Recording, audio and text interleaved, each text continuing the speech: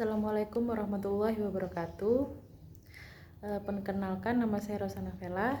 Di sini saya akan mempresentasikan tentang tema studi hadis yang berbunyi, aku diperintahkan untuk memerangi manusia hingga mereka bersaksi tiada Tuhan kecuali Allah dan bahwa sesungguhnya Muhammad adalah utusan Allah. Baiklah, langsung saja ke pembahasan. Yang pertama yaitu tentang pengertian hadis. Pengertian hadis adalah segala yang disandarkan kepada Nabi Muhammad SAW yang menjadi tumpuan umat Islam hingga saat ini. Ajaran Islam memiliki kitab suci Al-Quran sebagai petunjuk hidup, hadis sebagai sumber hukum kedua setelah Al-Quran. Keberadaan hadis menjadi pelengkap dan penyempurna supaya umat tidak salah paham dalam memaknai setiap ayat atau ajaran agama.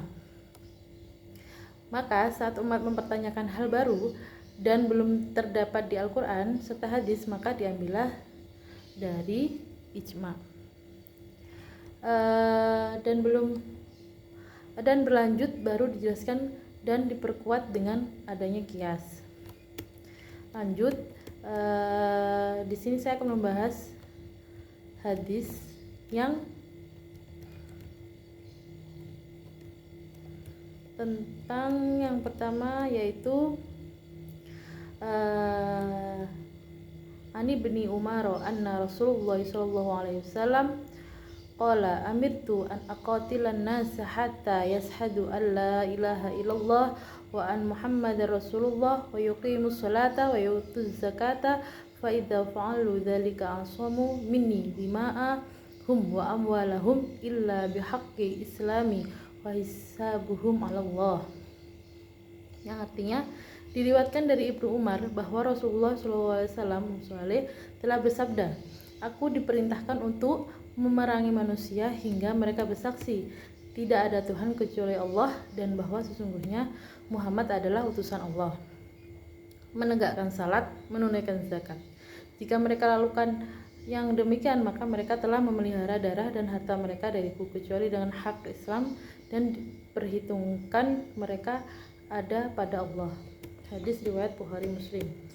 Sebagian orang mempunyai pemahaman yang kurang baik terhadap hadis ini. Mereka memahami hadis ini sebagai perintah dari agama untuk memerangi semua orang musyrik atau non-muslim sehingga mereka mengucapkan syahadat. Efeknya sering terjadi kesalahan atau penyerangan terhadap non-muslim. Dengan berdalih pada hadis ini, mereka meyakini apa yang dilakukannya untuk merupakan sesuatu yang benar dan diperintahkan oleh agama. Tidak heran jika Syekh Muhammad Al-Ghazali menyebut hadis ini sebagai hadis yang madlum atau terzalimi. Benarkah demikian? Mari kita pahami hadis dengan baik, sesuai dengan pemahaman bahasa Arab yang baik, sesuai dengan petunjuk Al-Quran, dan sesuai dengan latar belakang munculnya asbabul wurud hadis ini. Kemudian siapakah Anas, manusia yang dimaksud dalam hadis ini?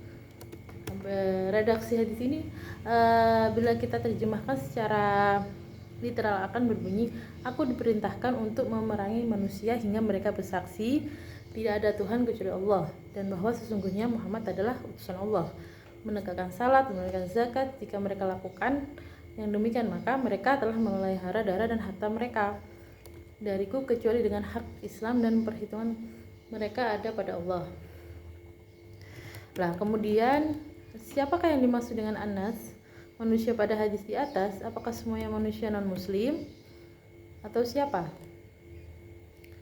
Untuk memahami sabda Nabi yang baik, kita harus mengacu pada pemahaman bahasa, di mana Nabi Muhammad menggunakan bahasa itu yaitu bahasa Arab, bahasa Al-Quran.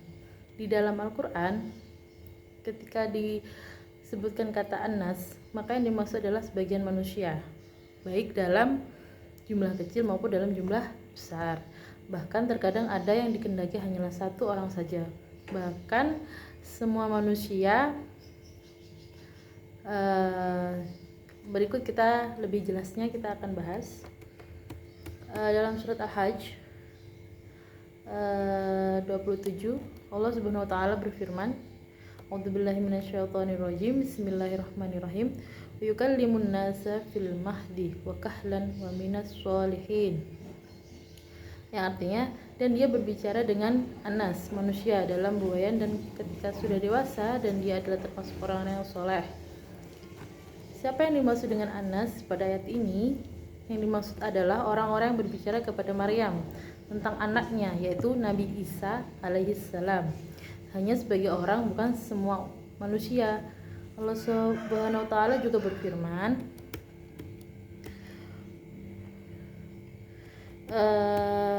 dalam surat Yusuf 46 yang artinya, setelah pelayan itu berjumpa dengan Yusuf, dia bersuruh Yusuf, "Hai orang yang amat dipercaya, terangkanlah kepada kami tentang 7 ekor sapi betina yang gemuk-gemuk yang dimakan oleh 7 ekor sapi betina yang kurus-kurus, dan 7 bulir gandum yang hijau, dan 7 lainnya yang kering, agar aku kembali kepada Anas orang-orang itu agar mereka mengetahuinya." Siapakah yang dimaksud dengan Anas pada ayat ini? Ya, yang dimaksud adalah Raja Mesir dan para pengikutnya yang mengutus pelayan itu untuk menemui Nabi Yusuf alaihissalam. Kemudian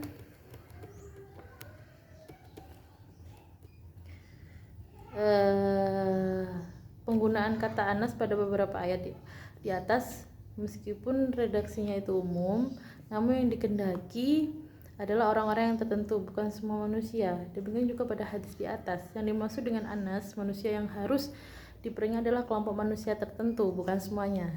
Jadi, lalu siapakah Anas yang layak diperangi pada hadis ini?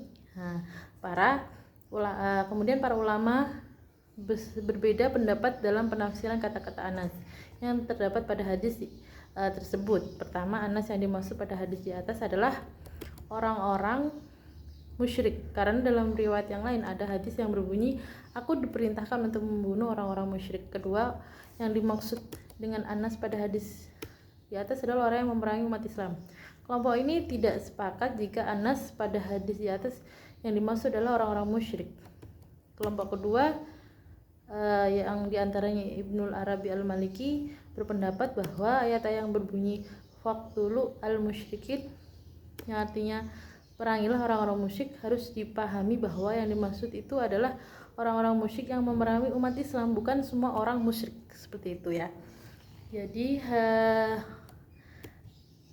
karena beberapa hadis telah menjelaskan bahwa perumpamaan anak kecil, pendeta, orang-orang yang orang-orang lemah tidak boleh untuk diperangi. Demikianlah lafadz Anas yang pada hadis di sini itu. Anas itu maksudnya itu orang-orang tertentu.